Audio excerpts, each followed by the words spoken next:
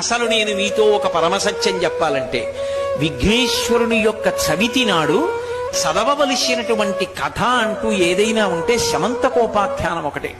మీరు విఘ్నేశ్వరోత్పత్తి చదివారా చదవలేదా? ఆయన భూమికి ప్రదక్షిణం చేసిన విషయం చదివారా చదవలేదా? ఆయన విఘ్నాధిపత్యం పొందిన విషయం మీరు చదివారా చదవలేదా? వీటితో సంబంధం లేదు. సంబంధం అంతా ఎక్కడ అంటే కేవలంగా శ్రీకృష్ణ పరమాత్మకి విఘ్నేశ్వరుడికి ఉన్న సంబంధంతో కూడుకున్న శమంతకోపాఖ్యానాన్ని ఒక్కదాన్నే చదవాలి. ఎందుకని? కథ చదవండి అంటే ఎక్కడెక్కడవో శివమహాపురాణంలోనివి ఇంకో దాంట్లోవి తెచ్చి చదివారా చదవలేదా అని అడగలేదు కల్పంలో. చదివితే తప్పని నేను చెప్పట్లేదు, కానీ చదివి తీరవలసినది మాత్రం శమంతకోపాఖ్యానం. శమంతకోపాఖ్యానం ఎవరితో సంబంధం? ఒక్క కృష్ణుడితోటే సంబంధం. అందులో పార్వతీదేవి సంబంధం గాని, పరమశివునితో